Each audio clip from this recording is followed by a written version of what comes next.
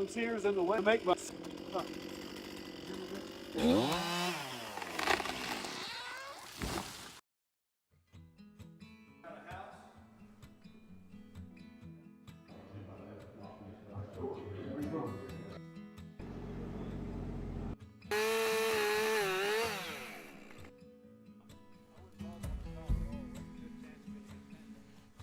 It's a great class. I've really liked having all of the experiential learning, just learning from others as well and talking everything through.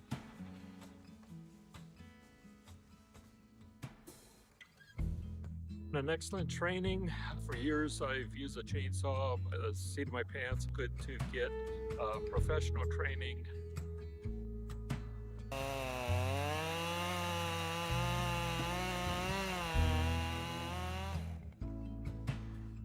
Great class, you need to take it.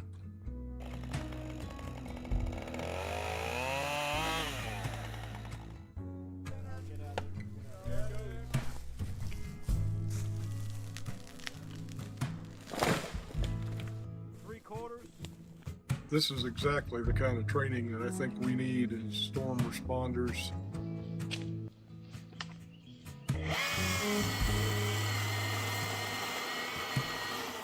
It's been really great.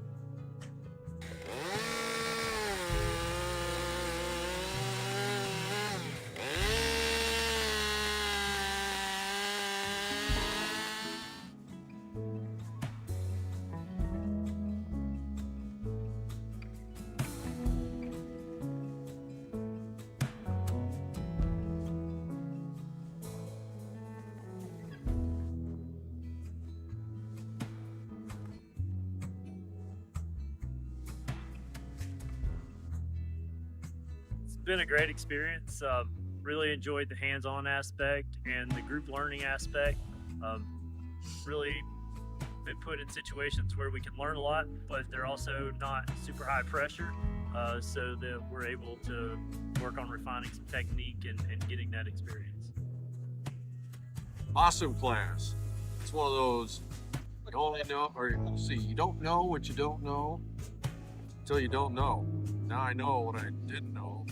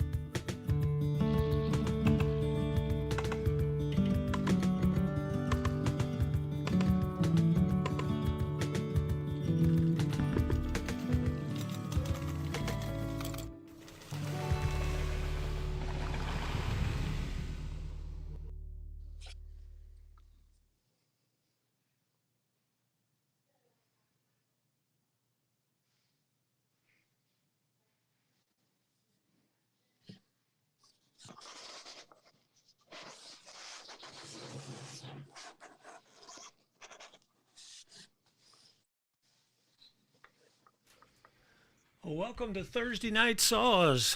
Hope all are doing well. And looks like we have Chris. Yes, Good sir. evening, sir. Good to see you. Can you hear me? Yes, sir. Hopefully. I think you're muted. I don't think so. See if I can hear you. I guess I better turn on my monitor here. Maybe I got you now. Can you hear me? Yeah. Oh, I can good, hear good. Very good, very good. Are you doing well this evening? you. Yes, sir. Yeah? Yeah. Ready for a hurricane, it looks like. Yeah, it looks like it should touch down in Tallahassee just in probably 30 minutes or so, huh? Yeah. It's up Won't be to long. Category 4. Yeah, we're busy. So it's going to be interesting to see as it gets on up this way, because it's supposed to be here before morning. See what it brings in a way, because we've had not a lot of rain, but we've had a couple inches of rain yesterday and today, and so it rained most all day today. So the ground's going to be a little bit wet on top, so any wind's probably going to uproot some things probably. Yeah, definitely. I was trying to get the comments up on the. Let's see. So what have you been doing? You've had Just some. getting equipment ready, loading everything, triple checking everything, chaining it all down. So got 2 road tractors going and 5 dualies. I think no 6 dualies with everything you could think of. Oh wow.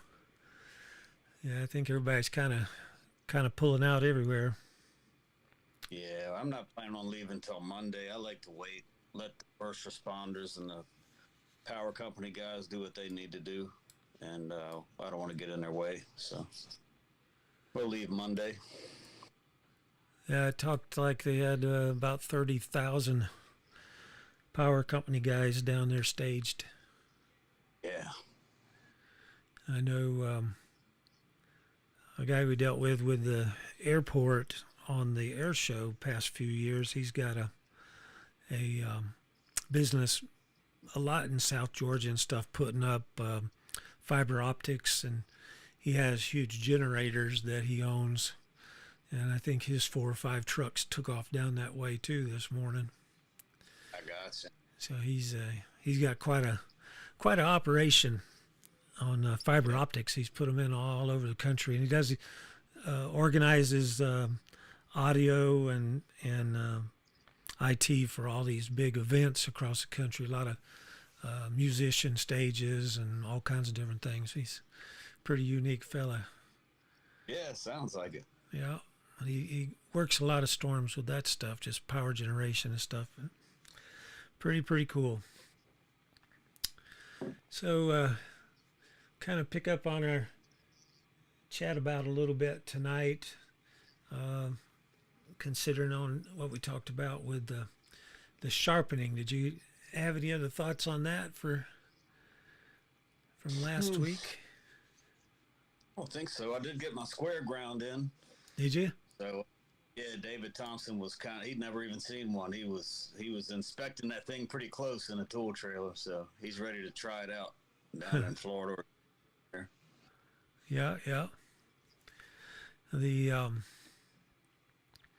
that USG grinder, I don't think somebody had told me that you could set it up to do square, but I don't think it would be very efficient at it.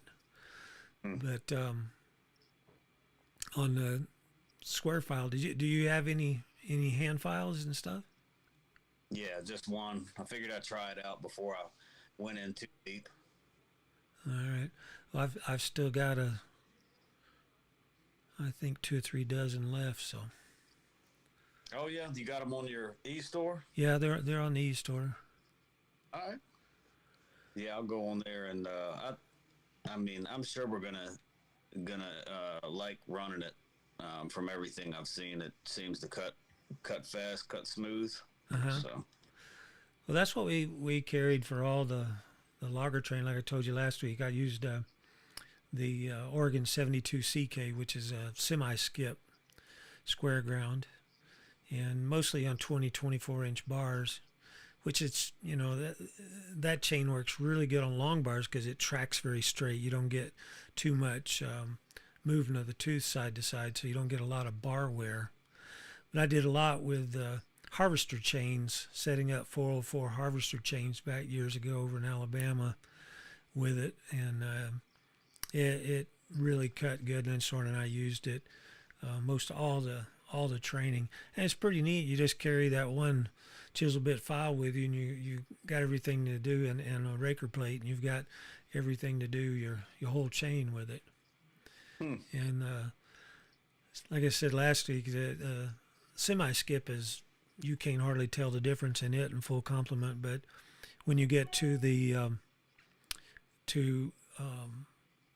looking at it from a standpoint of full skip, then on real hardwoods and dried woods you can kind of feel it chattering a little bit, but it's very, very fast cutting and smooth.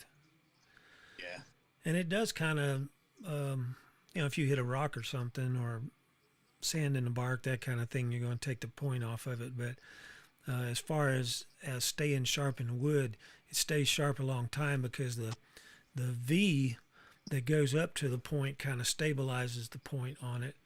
And I kind of show it in the training is the difference between a wood gouge and a V tool.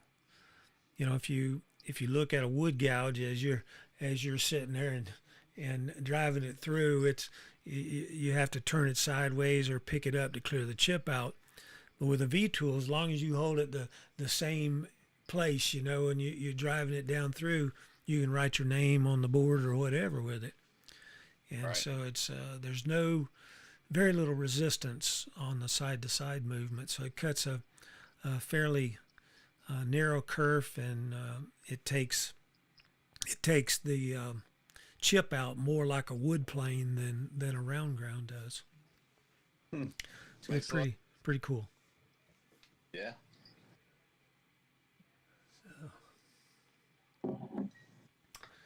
But I think we got everything online. I last week I was a little bit begruntled when I got it all together, which didn't turn out too bad on the video, but the live sessions were echoing pretty bad. I hope I've got that kind of taken care of now. We'll get you up there on the screen too. Yeah, sounds real good. Yeah, so hopefully it's recording without all the echoes. But I was going to show a little bit more of that video, and you had mentioned something about last week about taking the damage off the tooth. And what did you say about that you had started doing? Using a flat file to get rid of the damage instead of trying to round file it all off. It's takes a lot less time. 2 or 3 passes with a flat file will get rid of a ton of damage. Then you can just take the round file and set everything back up and running pretty quick. Yeah, I think a lot of people do that with the round file by holding it up, higher on the tooth, and refacing that, kind of taking the damage off of the top, or they just continue making stroke after stroke after stroke, and it'll cut your number of strokes down in half, I bet. Don't you think? Yeah, that's what I used to do, just round file, and keep doing that until I got the damage off. And like you said, I worked myself to death. Yeah. Well, guys that kind of practice it a little bit more, getting the damage off, they'll roll the file up higher, but still a lot of people don't think about that. So it's kind of interesting how it works. But I was going to play just a little bit more. I think I even show that on this portion of the video, and then we can kind of kind of discuss it a little bit.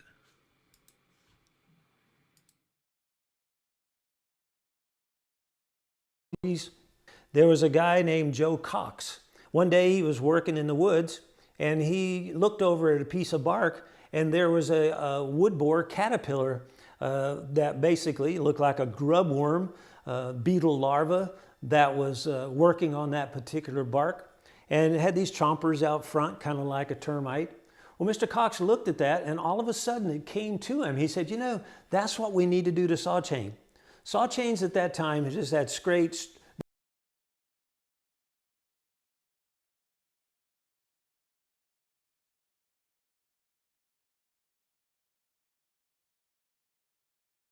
and what it's done is it's created a situation here. We have a tip that is dulled. So if we were to take a look at you know, the actual file going into the Sawchain, you would see that it looks pretty decent on this particular tooth. That file fits the tooth pretty well. But then on this one where I just hit, you can see that there's damage. The point is back probably a 32nd of an inch, something like that. And so that's going to be a situation that we have to clear up. Now I want to go inside to outside. And best thing is I would use a stump vise like this, or I would use a bench vise of some type to hold this saw. But just going down through our process today, I just will hold it here with a gloved hand. But I want to file from the inside to the outside of the tooth. I want to hold the file the proper height in that radius so it doesn't back slope or hook. I continue making strokes until all the damage is gone. But you know, one thing that I found out many years ago is, and sometimes watching different people file and talk about it, say, you know, make 3 strokes, 4 strokes on each tooth, go around the chain, and it'll cut like brand new. Not necessarily so, because what I see as damage is probably your biggest opponent here. Take all of that point damage back off. And to do that, and in some cases it's going to be rounded back over, you know, a good bit there. And so you've got to kind of reshape the front of the tooth, put the point back on to be able to really get the results. What I've found to work very nicely is take your flat file and hold at the proper top angle and just go down in there and more or less take the damage off of the tooth and more or less turn that tooth back into undamaged, and then take our flat file, a round file, and be able to put that surface back on. And I can tell you right now, it takes as many strokes as necessary to be able to get that surface back on there, because you have to take and get all the way back up to that point. If you look at it, you don't want any light reflecting off of the chisel angle at the edge of the chrome there. The cutting surface on the tooth is a very thin layer of chrome. And if you have any rollover or damage there, that chrome has to be reestablished to really do its job. So when we start to look at that, no damage can be there. So that flat file takes that metal that's bent or damaged, abrased off of it. Then we can take our file and put that back on. Now, I've got that surface back to where it should be. It's probably taken about 10 strokes, something like that. And now my depth gauge has to be set.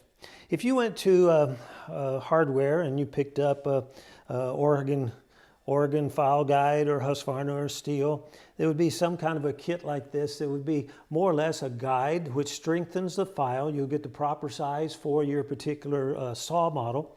You've got marks on there that would give you the angle, so you parallel that to your bar as you file through from the inside to the outside. The gauge itself or guide itself keeps it from going too high or too low as you do that. Basically then you would come back, take a gauge it like this, and be able to place it on, and then you take the flat file and you file off whatever sticks up through it. That's how the kit works. Now, there's several different types that are out there, but this is a roller guide that Husqvarna has that basically it holds the file up on the rollers. Then you have a depth gauge plate that takes each tooth independently. And to me, that's probably a little bit more efficient way of doing it. Then I came across this type of a tool. This is called a chain sharp. Husqvarna sells it has been selling it as a Sharp Force in orange. But this manufacturer, Ferd, P-F-E-R-D, they produce this. More or less, it sets up a round file and a flat file in the holder.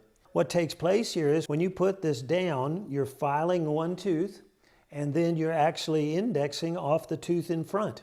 So as you file from the inside to the outside, the guides is that you can take and be able to roll back to the middle of the round file as a flat file. So here I can hold that up and make a few strokes to get the damage off the tooth, continue rolling back down, and the last couple strokes against the tooth in front. And now, because it has this flat file in there and they're indexing off the tops of the teeth that kind of go downhill, it actually takes the depth gauge in proportion to the height. And so that's works basically like this one. The other type of a gauge, it kind of takes an average, so you need to try to keep all of those teeth the same length. But it's not necessary with this type of tool.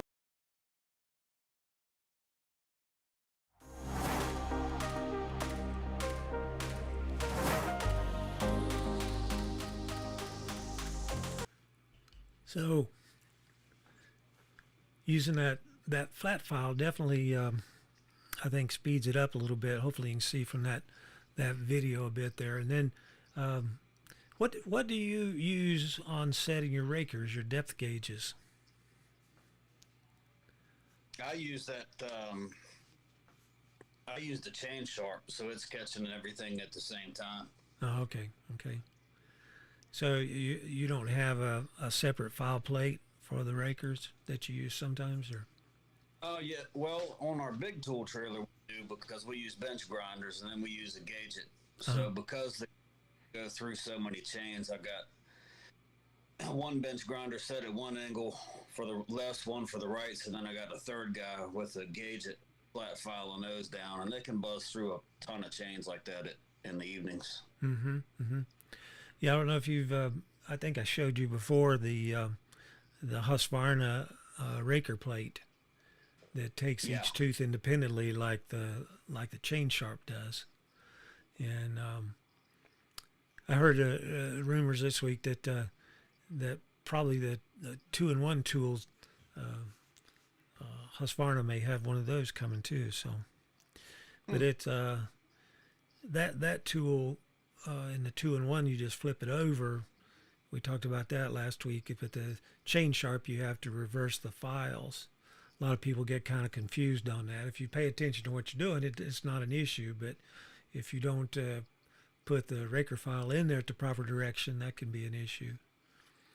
Yeah. But yeah, that's the one I've used in the woods on the round ground for several years, especially with city county employees, where they don't do a whole lot of sharpening themselves. Most of what they do is they have a grinder in the shop a lot of times, or they've got a dealer that does the sharpening for them. But if you get into storm situations, if you don't have somebody who knows how to work some type of a file, you're going to have issues, because it's very hard to have enough sharp chain to be able to get out there and work on trees, isn't it? Yeah, especially when it's wrapped with metal roof and everything else that's blown around. Yeah. And so, yeah, storms are not too clean, are they? And then a lot of times folks don't think about, well, I didn't stick my saw in the dirt, but you just cut a pine tree that's completely covered in sand. Mm-hmm. So you did touch the dirt. Yeah, and even in normal, I've been in areas. I remember one time down in southern Alabama, and or it might have been Mississippi, that it was a pine stand, pretty good sized trees. It was not too far off. I think it was off the Tom Bigby Waterway, and I guess the sandy areas there had blown up into the bark for many a year. So the bottom foot of the tree was pretty abrasive. It was like cutting a sandpaper. Doesn't work too well. No. But we had a thing that we put together, a program after Hurricane Hugo back in 1989, is over on the Bonifery Plantation in South Carolina, and with West Vaco, and we ended up brought in a helicopter operation from out in the West Coast because the wheeled machines and track machines couldn't get in there. It was just these big pines were broken off 35, 40 feet up like match stems, you know. And we contacted that, I think it was Evergreen Helicopters, and they sent a crew out. They had their bigger saws and all that kind of stuff. They had a little bit of trouble with the hardwoods, but ended up after about 2 months of that, ended up getting the Swedish, a team that worked Swedish storm damage. 5 folks that Soren had fly over, and they worked for, I don't know, probably 6 months or so. And all the wood off of that cleanup project, once we got, you know, roads kind of cut in through the damage, the blowdowns, they were able to then wheel a lot of it out, track a lot of it out, and they built ponds. And it was, you know, Bonifery's fairly close to the ocean, so you've got it's fresh water that comes in there, but they dig it down, they could get spring water just about anywhere. And so they filled these ponds up, or ran little channels off a creek, and they submerged those logs. It was about, I guess, 10 years ago, one of them had told me that they had just used the last wood off of that. They thought they had lost all of it, but now that was a sandy, dirty bark situation for sure.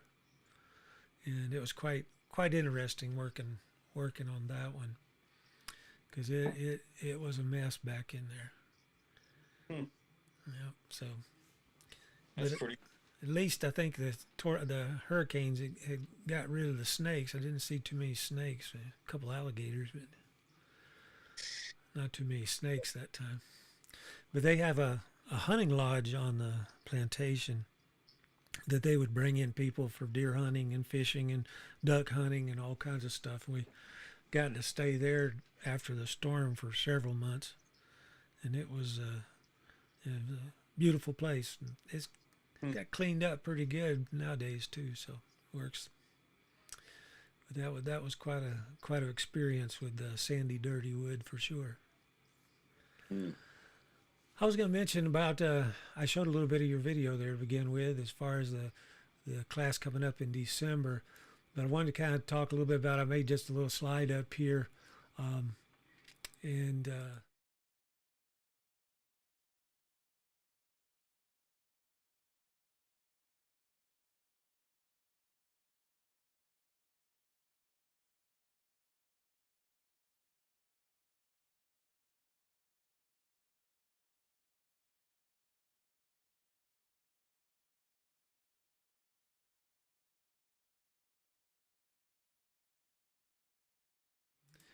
anyone out there that would like to work on some of the cleanup projects and help out some folks, these guys are looking for that, so you can contact them through those organizations. And the other thing is that they have the equipment you can work with, so you can try out all kinds of different equipment and get a little bit of training to use it, and be able to try out some different or build some different skills on some storm issues and stuff. So some good tree guys. So anyway, that's available out there. But going back to the to like the chain sharp, how do you end up working with it? You use a vise or just freehand? If you noticed on my video there, I didn't have a vise set up, so it's kind of shaky a little bit. But you build something in the woods or on the site, or to hold the saws, or what do you use? I use a stump vise. I have one in my book bag that I carry out in the woods, but I also, in my small tool trailer that I take out, it's just a 20-foot trailer with all my rigging gear. I've got a vise mounted on my workbench, and then I've got a small little generator so I can light it up. You know, if it's raining or dark, I can get in there and sharpen them. So I'll do by hand if I forget the stump vise, but it's definitely faster if you can lock it down. Okay. Okay. So makes it a little bit easier if you can get both hands on it. Yeah, in my opinion, I can sharpen it faster if I'm not trying, because if I don't have a vise, I'm kind of holding it with this hand and working the tool with my right hand. I can use both and really get it quick. Very good, very good. And the 2-in-1 tool. Tell me a little bit about how you used that one. I think it's really user friendly. I mean, sorry, I got a blue tick hound. I hear him. I hear him. Let me see if I can get the dog calmed down. All right. I'll put on a little bit. I'll put on a little bit more of that video for a second. Yeah, some neat tools to be able to work with on the sharpening. So it makes work a little bit easier to do. If I start this Sawchain video back up for just a minute. As much. Now, you do want to try to keep all of the teeth the same length because that's what you bought. And the longer you can leave the tooth, the longer it's going to last for you. But if you did get out, you know, and you're working and you hit something, you could actually take the damage off of the damaged 3 or 4 teeth, take a tool like this and be able to put it right back into action very, very quickly. They make these in also for the larger chains also. And Steel actually has one. It's called the 2-in-1 tool that basically you can just flip over to be able to do the same task. And so it works very nicely also. This is also produced by... I really didn't do it with your toes. The important thing is that you understand the 5 parts of the tooth, and whatever you're filing with, you can put it back into Mr. Cox's condition without altering the design. A lot of people talk about grinders. So one of the biggest things, that the 2-in-1 tool, it makes it pretty nice, so you don't have to remove the files and flip them around, that kind of thing. But it is something that it takes a little bit of getting used to how to position it, but it's pretty efficient. It does a good job with you know, how everything fits the tooth and work across. You got basically 3 different sizes of that. You got a 5/32 or a 9/64 for the Pico extended pitch 3/8, and then you've got a 3/16 or 11/64 version that works with a lot of the 3/25 pitch, and then you've got a 7/32 or 13/64 that's to handle the larger pitch profiles of 3/8, and even some into 404. So that it makes it pretty nice to be able to flip it over. You've got kind of your angles are very visual, and be able to do it. But both of them do a great job. And one thing that I found works pretty decent is to take and kind of lift up. You know, it rides on the top of 2 teeth, the one that you're sharpening and the one in front. And so as you file back, because of the tops of the teeth go downhill, then more or less the flat file comes in contact with the depth gauge.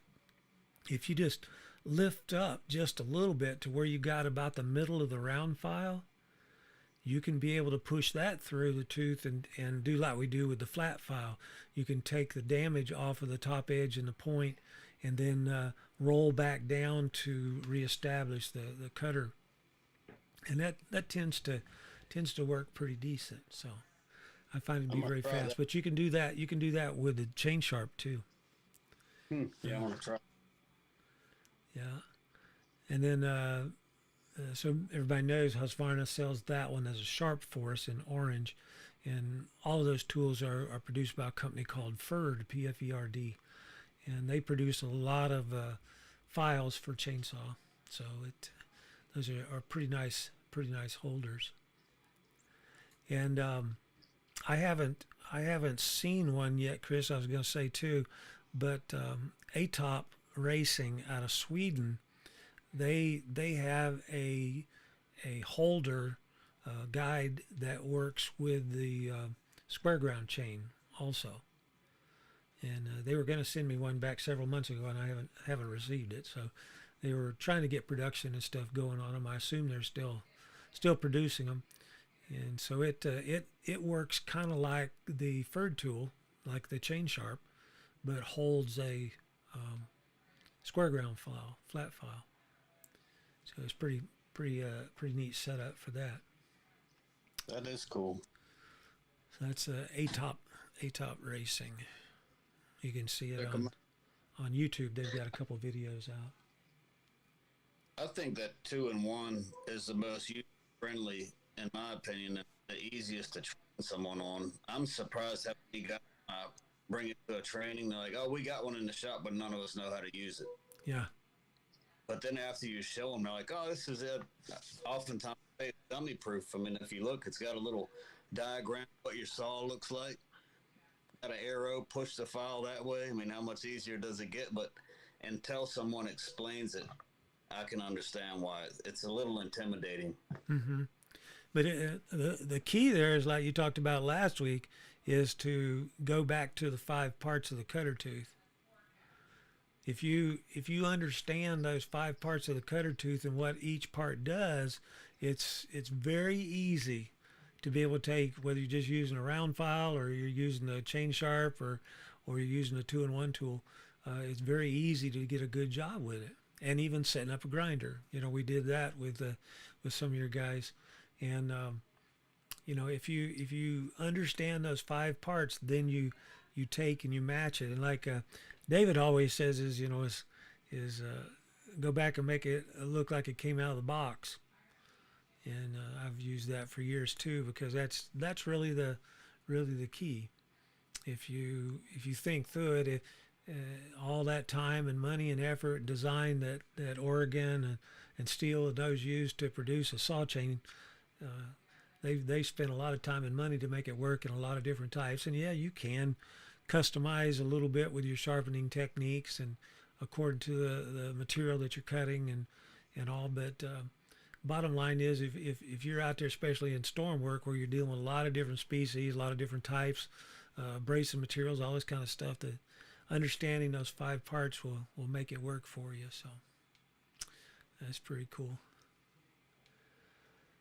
Not a lot of people out and about tonight, I see. I don't have any questions going on.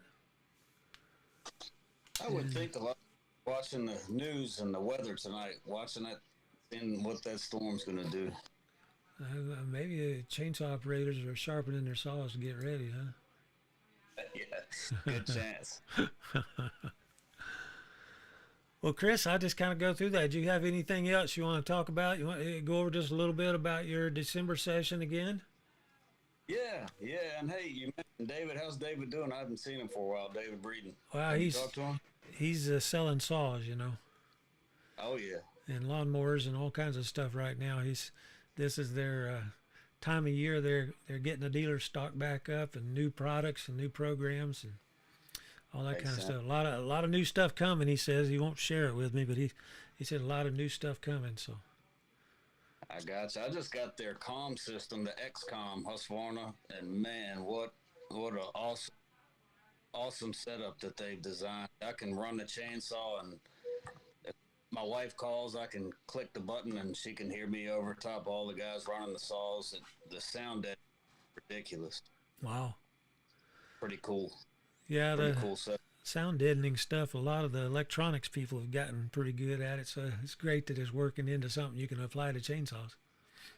Yeah, you know, I was sharing with some guys, all the other systems, they were made for motorcycles, and then they've been modified for the most part for the tree care industry. But Husqvarna, it's, you know, they were strictly looking at the chainsaw. So I think we got a superior product on right now. Mm-hmm.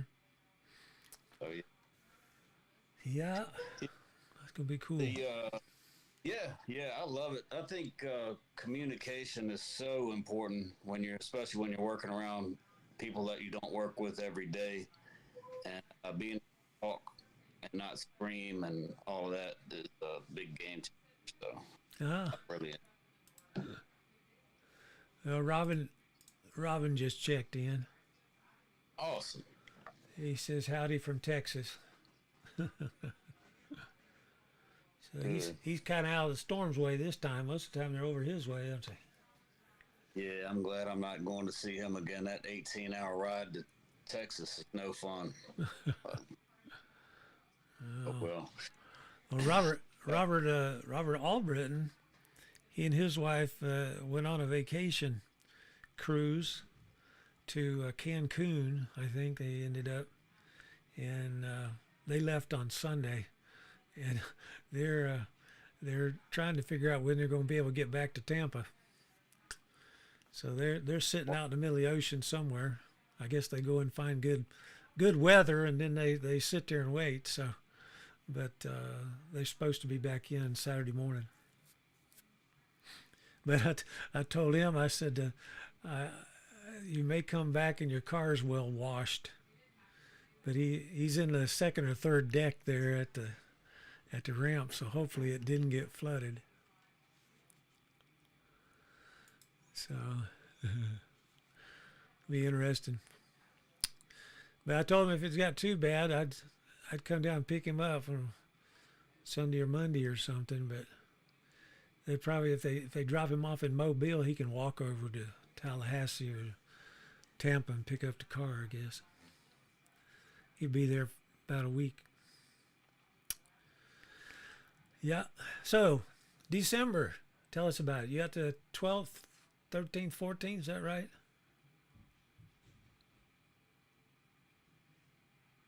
I lost your voice.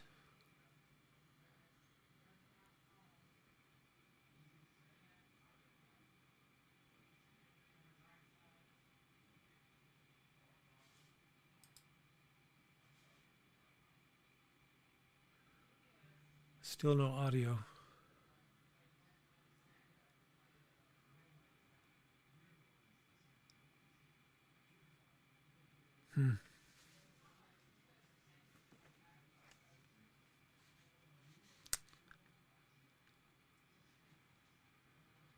Let's see here. Audio settings.